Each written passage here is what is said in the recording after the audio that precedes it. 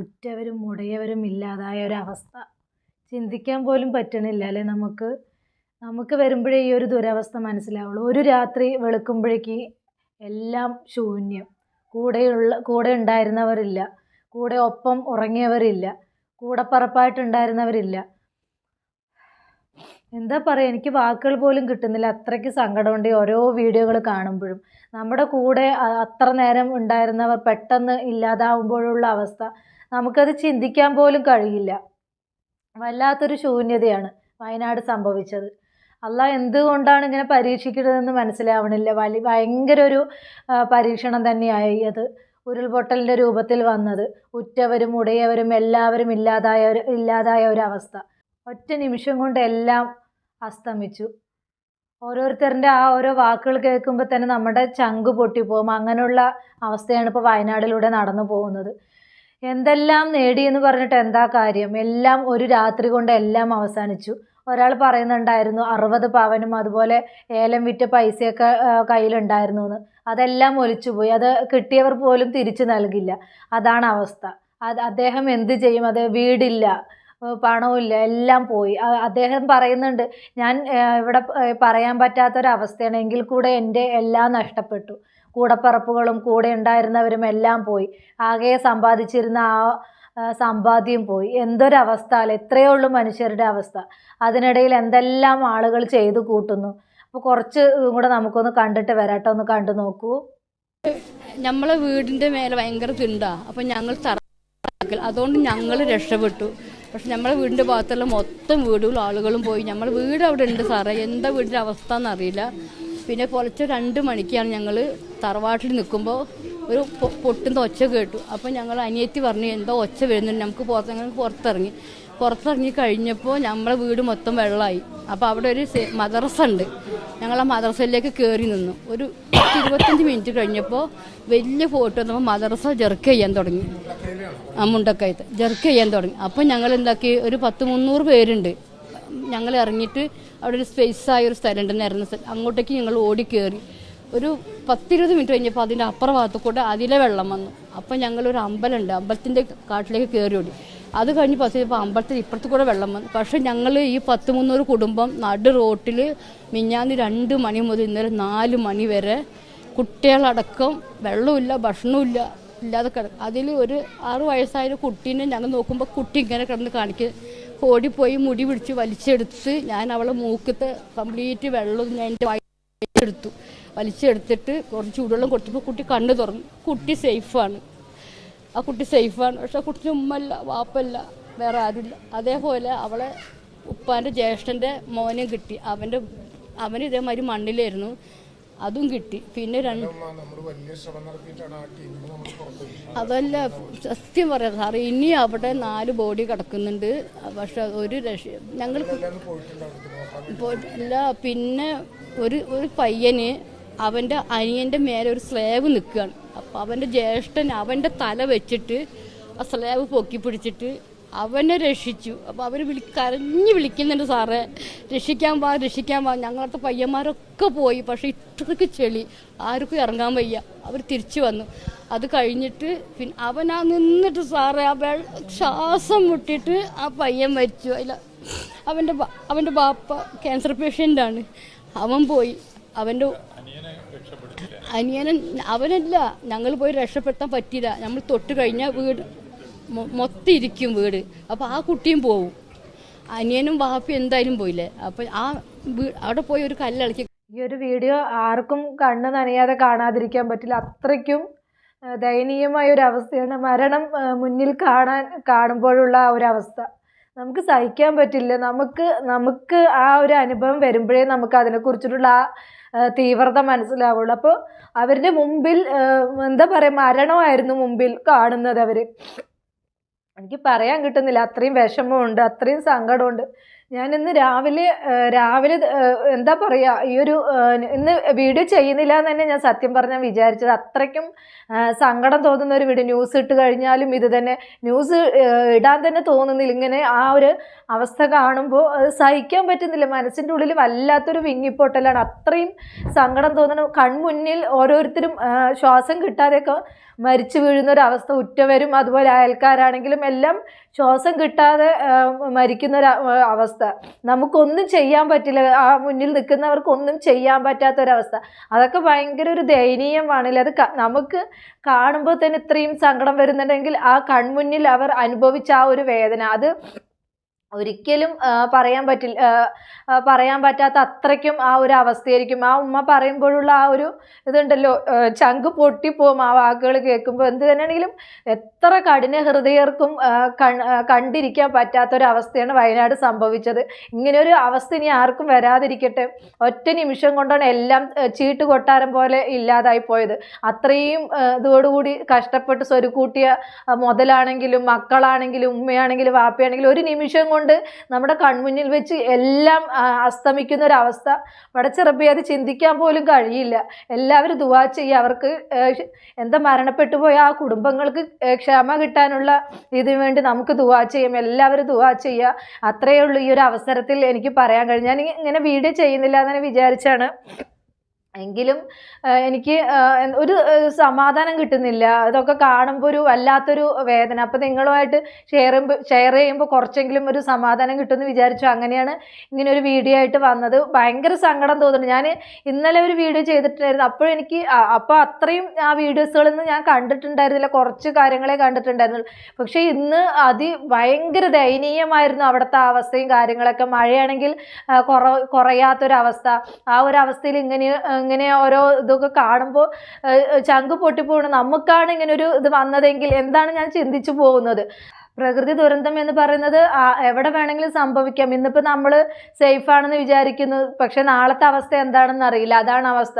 ഇപ്പോൾ വയനാട് ഓരോരുത്തരുടെ അവസ്ഥ കാണുമ്പോൾ നമുക്കാണത് സംഭവിച്ചെങ്കിൽ എന്നാണ് ആദ്യം ചിന്തിക്കുന്നത്. അതാണ് മനസ്സിലേക്ക് ആദ്യം വരുന്നത്. ഒന്നും ചെയ്യാൻ പറ്റാത്തൊരവസ്ഥ. കൺമുന്നിൽ വെച്ചിട്ട് ഉറ്റവരും ഉടയവരും ഒരു നിമിഷം കൊണ്ട് ഒഴുകിപ്പോകുന്ന ആ ഒരു അവസ്ഥയൊക്കെ ഒന്ന് ചിന്തിച്ച് നോക്കും. അത് സഹിക്കാൻ പറ്റില്ല. അത്രയ്ക്കും വിഷമം ഉളവാക്കുന്നതാണ്. ഭയങ്കര സങ്കടം ഉളവാക്കുന്നതാണ്. അപ്പോൾ അയൽവക്കക്കാരാണെങ്കിലും കൂടെയുള്ള മക്കളാണെങ്കിലും ഫാനിൽ തൂങ്ങി നിന്നിട്ടും മരത്തിൽ തൂങ്ങി നിന്നിട്ടും ആ ഒരു അവസ്ഥയൊന്ന് ചിന്തിച്ചു നോക്കൂ. സഹിക്കാൻ പറ്റില്ല. അത്രയും സങ്കടം തോന്നുന്ന ഒരു അവസ്ഥ തന്നെയാണ്. ആർക്കും സഹിക്കാൻ പറ്റില്ല. നമ്മുടെ എന്താ പറയുക, ഒരു ശത്രുവിന് പോലും ഈ ഒരു അവസ്ഥ വരുത്തരുതേ എന്നാണ് ഞാൻ ഈ ഒരു അവസരത്തിൽ ചിന്തിച്ചു പോകുന്നത്. അത്രയ്ക്ക് സങ്കടം തോന്നുന്നുണ്ട്. നമുക്കൊരു ക്ലിപ്പും കൂടെ കണ്ടിട്ട് വരാട്ടോ. ഒന്ന് കണ്ടു നോക്കൂ. എൻ്റെ അമ്മ താഴെയാണ്. അപ്പോൾ എൻ്റെ പെങ്ങളെ മോളെ ഭർത്താവ് ചെന്നൈയിലാണ്. അപ്പോൾ വിളിച്ച് എൻ്റെ അച്ഛനും അമ്മയും ഒളിച്ചുപോയി, അവൻ്റെ അച്ഛനും അമ്മയും ഒളിച്ചുപോയി. അപ്പോൾ അവളും കൂടി പോയാൽ ഞാൻ ജീവിച്ചൊരു കാര്യമില്ല. മാമ ഒന്ന് ഓടി ചെല്ലുക.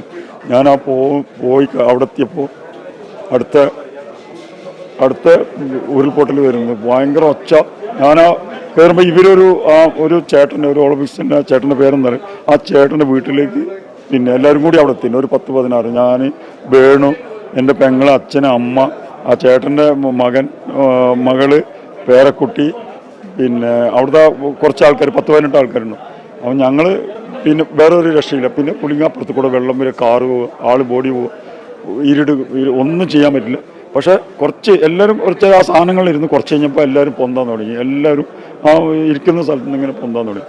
പിന്നെ നമ്മൾ ആ ജനലിൽ പിടിച്ചിരുന്നു, ഒരു സോഫയിൽ ചവിട്ടി ജനലിൽ പിടിച്ചിരുന്നു. അപ്പോൾ ഓരോരുത്തർ അടുത്ത ഇതിലേക്ക് ഒലിച്ചു പോകാൻ തുടങ്ങി. അവരൊക്കെ കിട്ടിയ ചെറു സ്ഥലത്ത് പിടിച്ചു. ചിലർ മണ്ണിൻ്റെ അടിയിൽ. എൻ്റെ അമ്മ മണ്ണിൻ്റെ അടിയിൽ പോകുന്ന നേരെ ഞാൻ കാണുന്നു. കാരണം എനിക്കിത് പിടിവിടാനും പറ്റില്ല. അമ്മയും അനിയത്തി ഒലിച്ചു പോകുന്നതാണ്.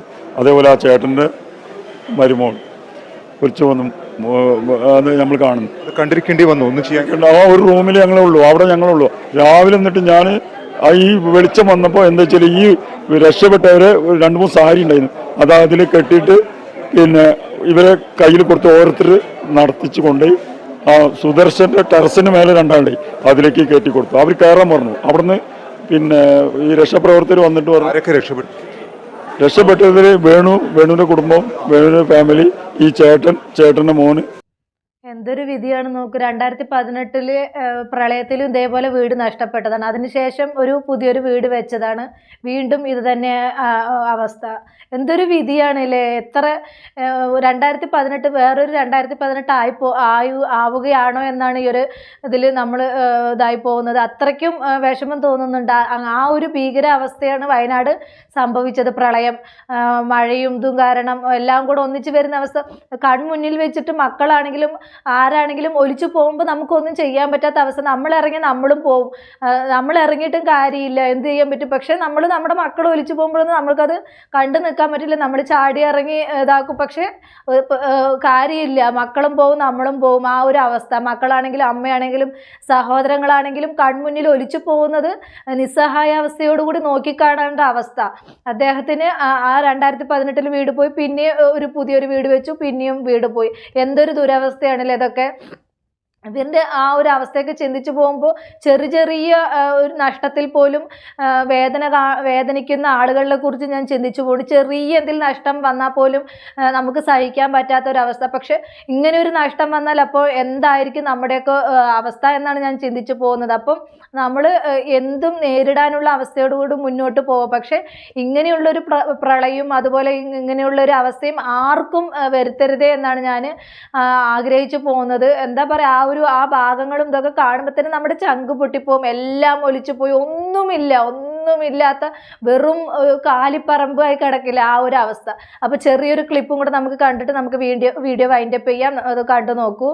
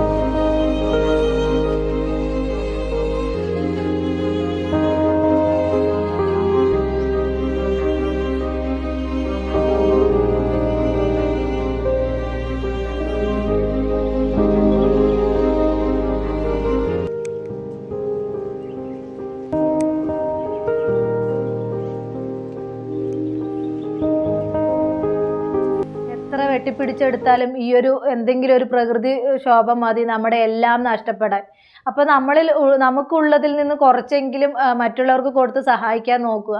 എല്ലാവരും പ്രാർത്ഥിക്കുക വയനാടിന് വേണ്ടിയിട്ടും. അതുപോലെ കേരളത്തിനൊട്ടാകെ ഇപ്പോൾ മഴ വ്യാപകമായി പെയ്തുകൊണ്ടിരിക്കുകയാണ്. അപ്പോൾ എല്ലാവരും സേഫായിട്ട് ഇരിക്കാൻ വേണ്ടി എല്ലാവരും ദുആ ചെയ്യുക, പ്രാർത്ഥിക്കുക. അത്രേ ഈ ഒരു സമയത്ത് എനിക്ക് പറയാനുള്ളൂ. കൂടുതലായിട്ടൊന്നും പറയാൻ വാക്കുകൾ കിട്ടുന്നില്ല. അത്രയ്ക്കും സങ്കടം തോന്നുന്നുണ്ട്. ആർക്കും ഇങ്ങനെ ഒരു വിധിന് വരാതിരിക്കട്ടെ. ഇനി അടുത്തൊരു 2018 ആവാതിരിക്കട്ടെ. നമുക്ക് എല്ലാവർക്കും പ്രാർത്ഥിക്കാം, കരഞ്ഞുകൊണ്ട് അള്ളാഹുവിനോട് പ്രാർത്ഥിക്കാം. എന്തായാലും നമ്മുടെ പ്രാർത്ഥന ദൈവം കേൾക്കാതിരിക്കില്ല. എല്ലാവരും ആത്മാർത്ഥതയോടുകൂടി തന്നെ പ്രാർത്ഥിക്കുക. ആർക്കും എന്താ പറയുക, അവരുടെ കൂട്ടത്തിൽ നിന്നും മരണപ്പെട്ടു പോയ അവരെ ഓർത്ത് ഇനി അവരെ ഓർക്കാതിരിക്കില്ല, ഒരിക്കലും ഓർക്കാതിരിക്കില്ല. എന്തായാലും അവരുടെ കൂടെ ഉണ്ടായിരുന്നവരല്ലേ പോയിരിക്കുന്നത്. മക്കള് മരുമക്കള് അച്ഛൻ അമ്മ എല്ലാം നഷ്ടപ്പെട്ടവർ. ഒരാൾ മാത്രം, ഒരു കുഞ്ഞു മാത്രം ജീവനോടെ ഉള്ളതായിട്ട് ഞാൻ കണ്ടു. അച്ഛനും അമ്മയും സഹോദരങ്ങളെല്ലാം പോയി എന്നാണ് കണ്ടത്. ഹോസ്പിറ്റലിലെ ദൃശ്യങ്ങളാണ് കണ്ടത്. അതും ഭയങ്കര വേദന തോന്നിയൊരു വീഡിയോ ആയിരുന്നു. അതും ആ കുഞ്ഞിൻ്റെ കണ്ണിൻ്റെ ആ ഭാഗമൊക്കെ ഇതായിട്ട് പോയത്. ആരുമില്ല. അപ്പം അച്ഛൻ്റെ അനിയനും ഫാമിലി മാത്രമുള്ള അവർക്ക് ഇങ്ങോട്ട് വരാൻ പറ്റാത്ത അവസ്ഥ, ഹോസ്പിറ്റലിലോട്ട് വരാൻ പറ്റാത്ത പറ്റാത്ത അവസ്ഥ, അങ്ങനെ ഒരു വീഡിയോ ഞാൻ കണ്ടിട്ടുണ്ടായിരുന്നു. ഞാൻ അത് ഇതിൽ കാണിക്കുന്നില്ല. അതൊക്കെ കണ്ട് ഞാൻ ഒരുപാട് കരഞ്ഞു. എന്തോ കരയാതിരിക്കാൻ പറ്റില്ല, അത്രയ്ക്കും വിഷമം തോന്നുന്നൊരു ഇത് തന്നെയാണ്. ഞാൻ കരയാതെ വീഡിയോ ചെയ്യണമെന്ന് വിചാരിച്ചു, പക്ഷെ പറ്റുന്നില്ല. ഒരാൾക്കും നമ്മുടെ നെഞ്ച് തകർന്നു പോകുന്ന അത്രയും വേദന തോന്നിക്കുന്നൊരു ഇതാണ് നമുക്ക് വയനാടിലെ ആ അവസ്ഥ കാണുമ്പോൾ. നമ്മുടെ കൺമുന്നിൽ എല്ലാം ഒരു നിമിഷം കൊണ്ട് അപ്രത്യക്ഷമാകുന്ന ഒരു അവസ്ഥ. എന്തെല്ലാം സ്വപ്നങ്ങളും ഇതെല്ലാം നെയ്തിട്ടായിരിക്കും, എന്തെല്ലാം സ്വപ്നങ്ങളും കൊണ്ടായിരിക്കും ഓരോരുത്തർ ഓരോ വീട് വെക്കുന്നതും കുടുംബവും ഒക്കെ ആയിട്ട് ഇരിക്കുന്നതും. ഒരു നിമിഷം കൊണ്ട് എല്ലാം തകർന്നു പോയൊരവസ്ഥ. ആർക്കും ഈ ഒരു വിധി വരാതിരിക്കട്ടെ. എല്ലാവരും സേഫായിട്ടിരിക്കുക, എല്ലാവരും പ്രാർത്ഥിക്കുക. എത്ര സേഫായിട്ട് ഇരുന്നാലും പ്രകൃതി ഒന്ന് വിചാരിച്ച് പ്രകൃതി ശോഭിച്ചാൽ ഈ പറയുന്ന ഞാനും ഈ ഒരു വീട്ടിലിരിക്കുന്നുണ്ട്, എന്താണ് നാളെ അവസ്ഥ എന്നൊന്നും അറിയില്ല. അപ്പോൾ എല്ലാവർക്കും അങ്ങോട്ടും ഇങ്ങോട്ടും പ്രാർത്ഥിക്കുക. അത് മാത്രമേ ഇപ്പോൾ ഈ ഒരു അവസരത്തിൽ ചെയ്യാൻ പറ്റുള്ളൂ. എല്ലാവരും പ്രാർത്ഥിക്കുക, ദുആ ചെയ്യുക. പുതിയൊരു ടോപ്പിക്കുമായി നമുക്ക് വീണ്ടും കാണാം.